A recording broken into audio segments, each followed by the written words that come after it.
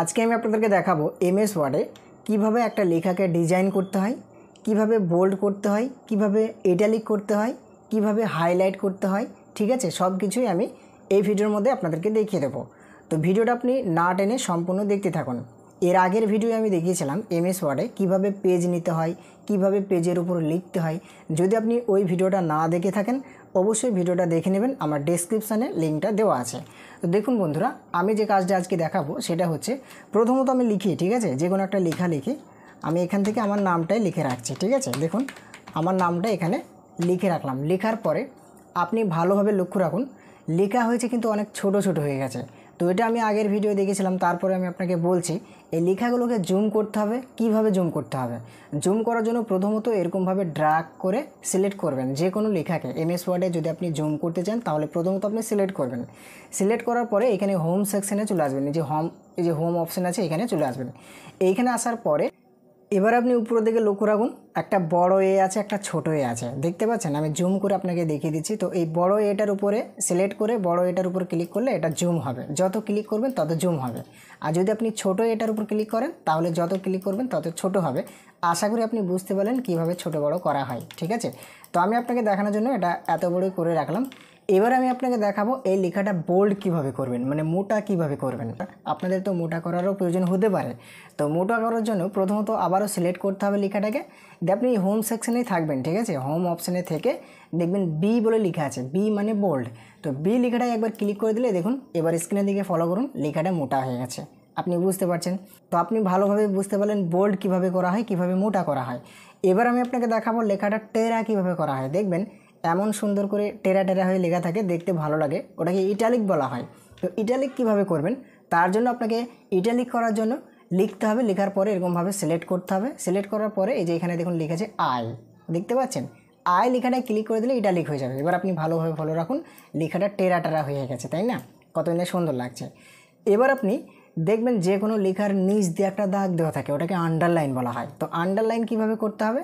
তো আবারও আপনি লেখাটাকে সিলেক্ট করবেন। সিলেক্ট করার পরে এই যে ইউ লেখা আছে এখানে ক্লিক করলে আন্ডারলাইন হয়ে যাবে। তাহলে আপনি এটা ভালোভাবে বুঝতে পারলেন। বি লেখাটার উপর ক্লিক করলে মানে সিলেক্ট করার পরে বি এ ক্লিক করলে বোল্ড হচ্ছে, মানে মোটা হচ্ছে। আই এ ক্লিক করলে ইটালিক হচ্ছে এবং ইউ এ ক্লিক করলে আন্ডারলাইন হচ্ছে। সেটা আপনি ভালোভাবে বুঝতে পারলেন। লাল নাকি সবুজ কীরকম কালার করবেন? তো প্রথমত কালার করার জন্য আপনাকে সিলেক্ট করতে হবে। সিলেক্ট করার পরে এই হোম অপশানেই থাকবেন, হোম অপশানে কিন্তু সব আছে। তো লেখাটাকে কালার করার জন্য আপনি উপরের দিকে লক্ষ্য রাখুন, দেখুন এ লেখা আছে, তার নিচে একটা কালার দেওয়া আছে লাল হয়ে, তাই না? সেটা আপনি ভালোভাবে বুঝতে পারছেন। তো আপনি যে কোনো লেখাকে যদি কালার করতে চান তাহলে লেখাটাকে প্রথমত সিলেক্ট করবেন। সিলেক্ট করার পরে এই এ লেখাটার পাশে দেখবেন একটা অ্যারো দেওয়া আছে, অ্যারোটায় একবার ক্লিক করবেন, ছোট্ট অ্যারোটার উপরে। এবার যে কালারটা আপনি করবেন, যে কালারের লেখা করতে চান সেই কালারের উপরে মাউস পয়েন্টারটা নিয়ে আসলেই অটোমেটিক লেখা কালো হয়ে যাবে। তো আমি লাল করব আপনাকে দেখানোর জন্য। তো আপনি যদি টকটকে কালার নিতে চান তাহলে নিচেকার কালারগুলোতে সিলেক্ট করবেন। দেখুন আমি যেহেতু লাল কালার নেবো, যার জন্য লাল কালারের উপরে একবার ক্লিক করে দিলাম, দেখুন লেখাটাও লাল হয়ে গেল। এবার আপনি দেখবেন কিছু কিছু লেখার মানে অনেক পেজে দেখা যায় বা অনেক পেজে দেখা যায় কি হয়, লেখার ভিতর দিয়ে একটা মানে হাইলাইট থাকে, ঠিক আছে, সেটাও কিন্তু কালার থাকে, দেখতে ভালো লাগে। তো সেটা কিভাবে করতে হয়? সেটা করার জন্য আপনি আবারও লেখাটাকে সুন্দরভাবে সিলেক্ট করবেন। সিলেক্ট করার পরে এই যে এইখানেই আছে দেখুন এ আর বি, ছোটো হাতের করে দেওয়া আছে এ বি। তো এইখানে পাশে একটা অ্যারো দেওয়া আছে, এখানে ক্লিক করবেন। এবার আপনি যেটা হাইলাইট দিতে চান সেইখানে আপনি মাউস পয়েন্টারটা নিয়ে আসবেন। দেখুন আমি যদি গ্রিন দিই তাহলে গ্রিন হাইলাইট হয়ে যাচ্ছে। যদি আমি এখান থেকে ব্লু দিই তাহলে ব্লু হাইলাইট হয়ে যাচ্ছে।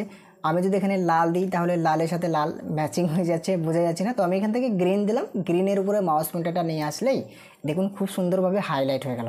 আপনারা যতক্ষণ না প্র্যাকটিস করবেন আপনাদের কম্পিউটারে ততক্ষণ আপনারা বুঝতে পারবেন না। আমি জাস্ট আপনাকে শিখিয়ে দিচ্ছি, এবার আপনার প্র্যাকটিস করা পালা। একদিন দুদিন করবেন, দেখবেন খুব সুন্দরভাবে পারবেন কাজগুলো, ঠিক আছে। আগে প্রথমত আপনাকে প্র্যাকটিস করতে হবে, একবারে কি হয় তা নয়। আর আমি আপনাদেরকে চেষ্টা করব খুব সুন্দর ও সহজভাবে বোঝানোর, যাতে আপনারা একবার দেখলেই শিখে যান। তো দেখুন বন্ধুরা, এখানে আপনি কি কি শিখতে পারলেন, বোল্ড কিভাবে করতে হয়, কিভাবে ইটালিক করতে হয়, কিভাবে আন্ডারলাইন করতে হয়, এইগুলো আপনি আশা করি শিখতে পেরে গেলেন এই ভিডিওর মধ্যে। তো আগের ভিডিও আমি দেখিয়েছিলাম কিভাবে পেজ নিতে হয়, পেজের উপর কিভাবে টাইপ করতে হয়। যদি আপনি ওই ভিডিওটা না দেখে থাকেন আমার ডেসক্রিপশানে ওই লিঙ্কটা দেওয়া আছে, আপনি দেখে নেবেন, ঠিক আছে।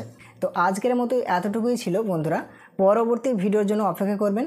যদি আপনার এমএস ওয়ার্ডে কোনো কিছু প্রবলেম হয় বা কোনো কিছু যদি আপনার জানার থাকে অবশ্যই আমাকে কমেন্ট বক্সে জানাবেন, আমি সেই সম্বন্ধে ভিডিও বানানোর চেষ্টা করব। আর আমার এই চ্যানেলে যদি আপনি নতুন হয়ে থাকেন চ্যানেলটিকে সাবস্ক্রাইব করে পাশে থাকবেন, দেখবেন বিভিন্ন ধরনের ভিডিও আপলোড করা আছে, প্রতিটা ভিডিও থেকে কিছু না কিছু একটা আপনি শিখতে পারবেন, এমনই সুন্দর ও সহজভাবে বোঝানো আছে। তো আজকের মতো এখান থেকেই ফিনিশ করে দিচ্ছি বন্ধুরা, সবাই ভালো থাকবেন, নিজের খেয়াল রাখবেন, পরবর্তী ভিডিওর জন্য আপনারা অপেক্ষা করবেন।